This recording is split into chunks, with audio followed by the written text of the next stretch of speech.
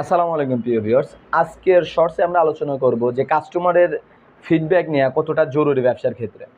আপনি যে কোনো ধরনের বিজনেস, যে কোনো প্রোডাক্ট সেল হোক বা সার্ভিস সেল হোক, যে কোনো ধরনের ব্যবসার ক্ষেত্রে আপনাকে কাস্টমারের ফিডব্যাক নেওয়াটা অত্যন্ত জরুরি।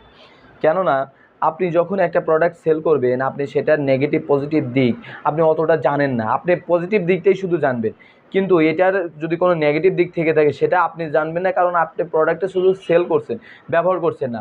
অথবা আপনি ব্যবহার করলেও একবার ব্যবহার করবেন, কিন্তু আপনার যারা কাস্টমার তারা কিন্তু এটা ডেইলি ব্যবহার করবে, অথবা একজন না করলে আরেকজন করবে।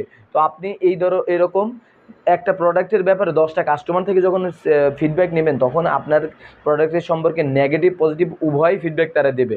যদি পজিটিভ ফিডব্যাক দিয়ে থাকে তাহলে অবশ্যই আপনি ওই হিসেবে ওই মান বজায় রেখে আপনি সার্ভিস এবং প্রোডাক্ট সেল করে থাকবেন।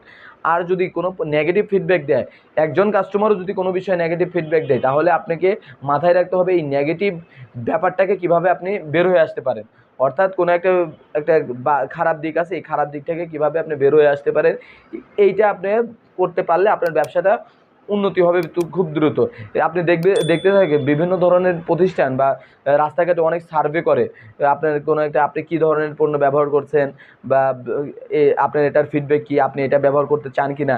একটা নির্দিষ্ট প্রতিষ্ঠান তাদের নিজস্ব পণ্যের ব্যাপারে জানান দেয়া, প্লাস এই মার্কেটে কোন পণ্যের চাহিদাটা বেশি আছে এইটা বোঝার জন্য তারা কাস্টমার ফিডব্যাক নেয়, একটা সার্ভে পরিচালনা করে। এই সার্ভেটা করার উদ্দেশ্যই হচ্ছে যাতে তারা পরবর্তীতে মার্কেটটা ভালোভাবে বুঝতে পারে এবং ধরতে পারে এবং নিজেদের পণ্য ওইভাবে উন্নত করতে পারে। তো এই জন্য আপনারও ক্ষেত্রে ছোটো প্রতিষ্ঠান হোক বড় প্রতিষ্ঠান হোক, সবার ক্ষেত্রে কাস্টমার ফিডব্যাকটা নেওয়া এবং ওই মোতাবেক সামনের দিকে অগ্রসর হওয়াটা খুব জরুরি। তো আজকের ভিডিওটি ভালো লাগলে আমাদের চ্যানেলটি সাবস্ক্রাইব করে আমাদের পাশে থাকবেন। ধন্যবাদ সবাইকে। আসসালামু আলাইকুম।